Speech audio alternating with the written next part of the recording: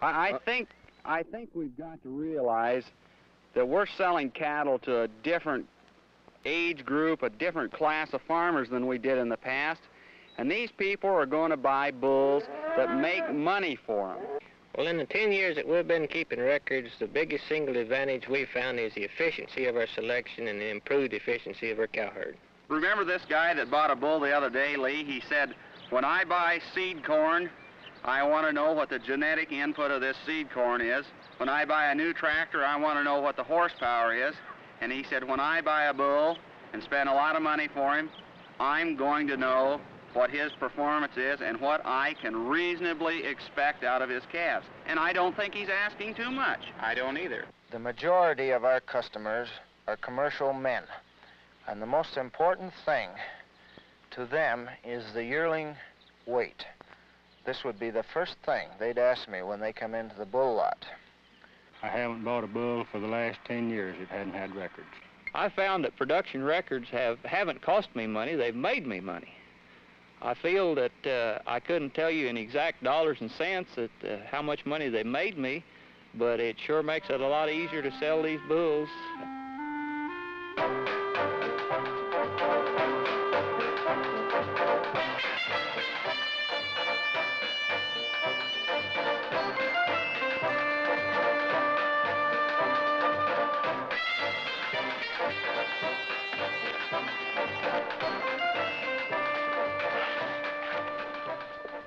If you're not keeping production records today, or don't start in the near future, there's a good chance you won't be in the registered Angus business 10 years from now.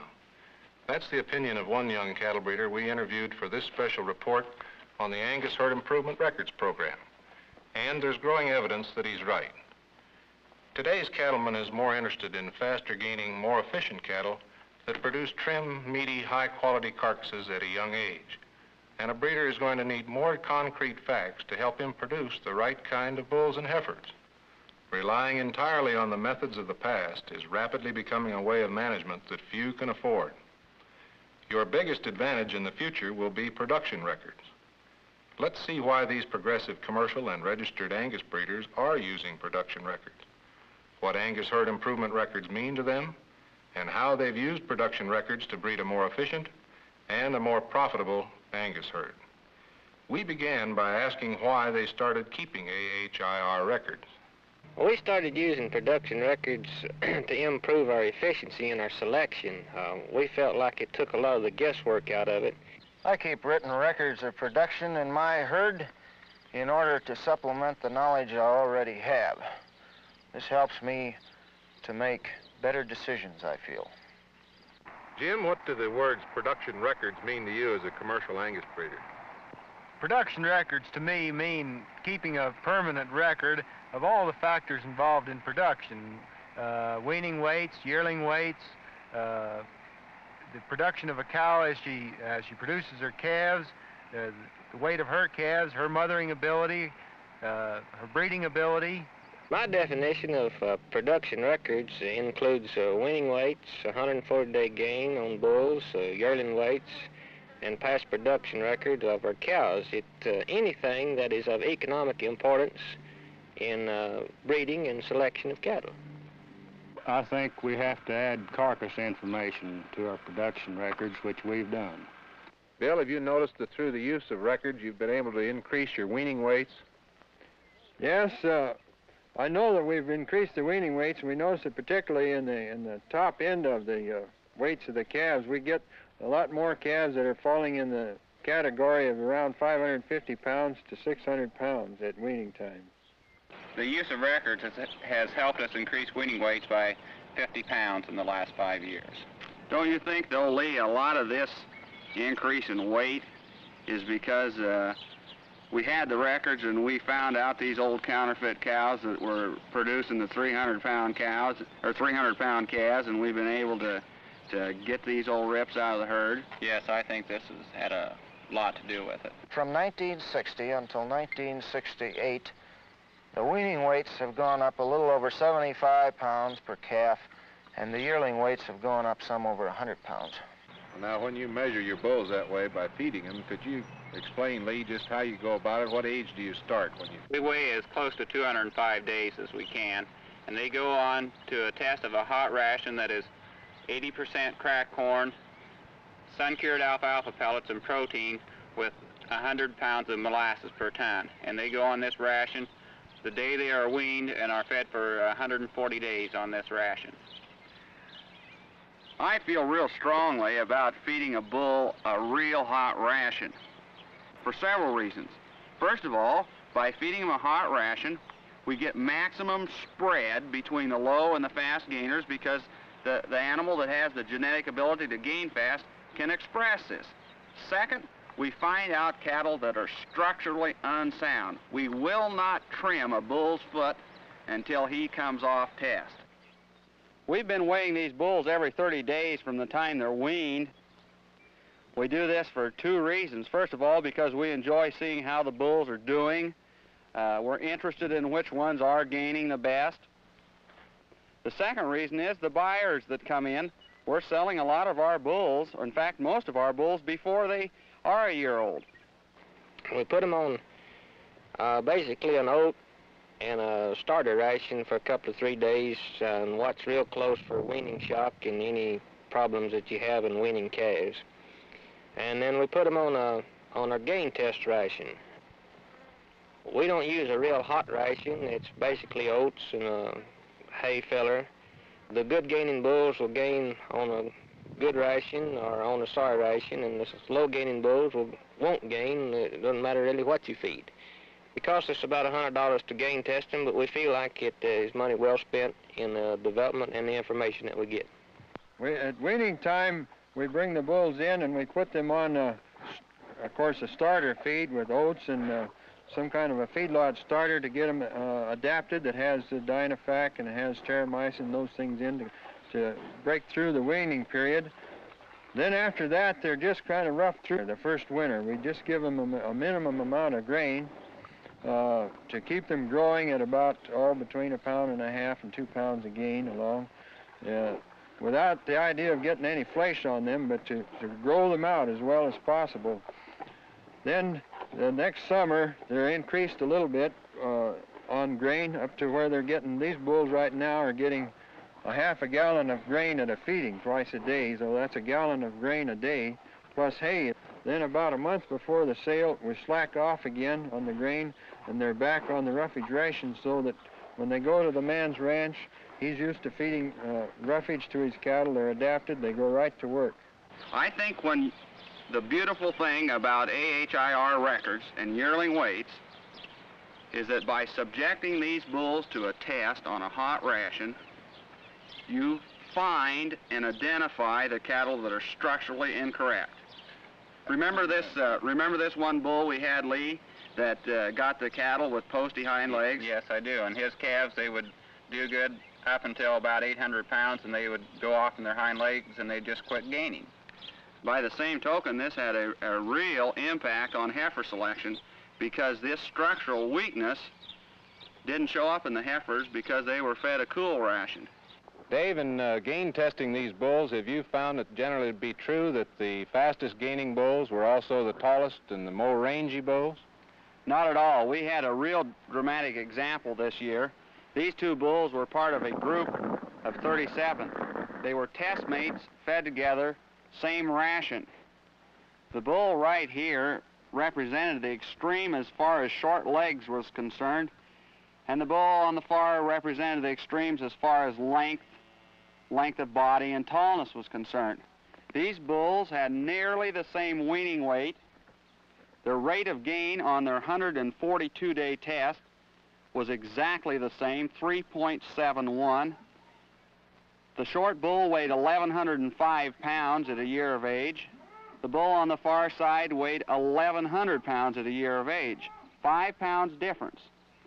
8 out of 10 visitors would have guessed the tall bull to be from 50 to 150 pounds heavier. Do you believe that a breeder can get into trouble if he selects just for weight gains alone? Yes, I think you can get in trouble if you just select for gain alone. I think you've got three segments of the industry to please. The commercial man gets paid for the weaning weight of his calves, but the price he gets for this weaning weight is determined how they feed for a feeder and how they cut out for a packer. And I think you should consider all three factors when you're making your selections, and therefore I think you'd get in trouble with just for weight alone. We bought a bull strictly on performance records, and we knew he was a little common at that time. We thought he would improve, and he did not, and he sired common calves. We had trouble selling the calves. The buyers were not satisfied with them. And to put it briefly, we can't sell common performance cattle in this area, and I don't think you can in any area. I think to disregard confirmation can create as much trouble as to not use any records at all. I believe if a breeder selected on weight gains alone, he would sacrifice a lot of quality probably. There would possibly be some heifers or bulls that he might pass over that might not be the extreme top end, but might actually be the most efficient cattle out of his calf crop. Dave, how important is accurate identity in a good production records program? I think accurate identity of the calves and their birth date is basic to any good performance program. An error of a couple weeks on the birth date of a calf can really lead you to some inconclusive results on your production testing. The way our cattle are identified, as soon as a cow calves, we tattoo that calf and vaccinate it for blackleg, and we put a color code tag in the ear of this calf. Each one of our bulls has a different color. For example, the old bull will be white, and some of the young bulls we have red, green, blue, and we identify each one of these calves with a number. And in the future, we hope on these young calves to possibly freeze brand the heifers and be able to tell the tattoo number of all the cattle. I identify the cattle by ear tags and neck chains. In the future, we plan to use freeze branding along with these. We use the freeze brand instead of the chains. We have trouble losing the chains, and we always have to change our records in the house as to what chain the cow is wearing when they lose one. Well, we identify our cows by a number brand. Fire brand on the side, the first digit is the year, and the second and third digits are the number of the individual. As you notice, we've got a lot of brush, and we can't use chains, and we'd hang too many cattle. We feel like that a fire brand is permanent.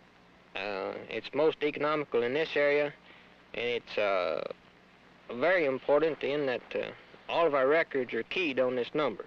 Have you been able to use records to identify outstanding lines of cow families within your own herd? We have been able to, with the help of records, identify outstanding producing cow lines. The cow here is an 8-year-old cow. We have 3 daughters in the herd at the present time, including the one here that is of about weaning age, about 6 months old at this time. The cow's calves have averaged 527 pounds at 205 days with an average grade of 14. One daughter was the heaviest weighing heifer we had at 205 days, weighing 568 pounds with a type score of 15. She has produced 2 calves with an average 205-day weight of 540 pounds and an average grade of 14. The other daughter has produced 3 calves with an average 205-day weight of 505 pounds and an average grade of 13.5. We think this is a good indication that you can take a superior producing cow and keep the top heifers from this cow, and they will go on and produce the right kind of cattle for you. On the AHIR records, we follow through the cows that are sired by one particular bull and find out how these calves do at the weaning age. We identify this strain of cows then as good milkers. We have a good example of that with these 2 cows right here. Appearances are quite deceiving in this case. The cow, probably the better looking cow of the 2, and right now has the biggest calf because it is the oldest, is the cow on the right. This cow, however, when we examine our records of what she has done with weaning weights, she has not kept up with the other cow. We've been able to identify outstanding lines in our cattle by production records.